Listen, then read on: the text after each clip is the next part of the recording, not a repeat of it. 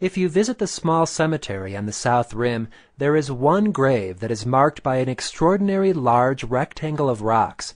This is John Hance's last resting spot, and even in the afterlife, things associated with him are exaggerated. Hance came to the canyon in 1883 seeking his fortune in the precious mineral deposits thought to be hiding in the walls of the Grand Canyon, but the geology is not conducive to deposits of gold and silver.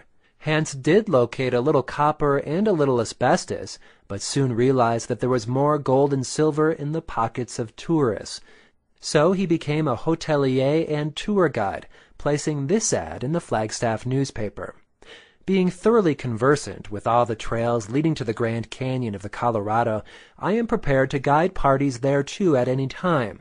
I have a fine spring of water near my house on the rim of the canyon, and can furnish accommodations for tourists and their animals. He had a gift for telling tall tales, but with such sincerity that many a tenderfoot was taken in. He liked to tell about how the tremendous summer heat at the bottom of the canyon melted the wings off flies. Or he would relate how one day, when the canyon was filled with clouds, he was snowshoeing across the top of clouds when a sudden wind blew the clouds away, leaving him stranded on one of the buttes. Also, one day he was in the forest along the south rim when he encountered a stranger. Hance told the man about the big buck mule deer he recently shot.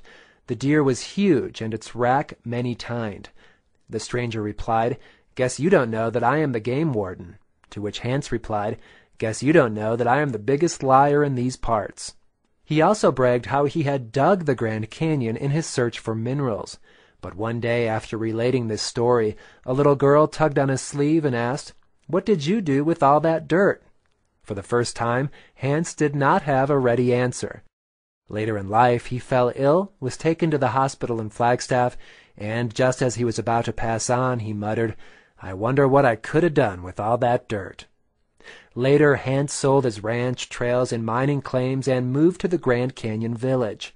There, the Fred Harvey Company provided him with room and board in the Bright Angel Lodge in return for him to continue to entertain the tourists with his colorful yarns. One visitor, William Bucky O'Neill, wrote in Hance's guest book, "God made the canyon, John Hance the trails. Without the other, neither would be complete."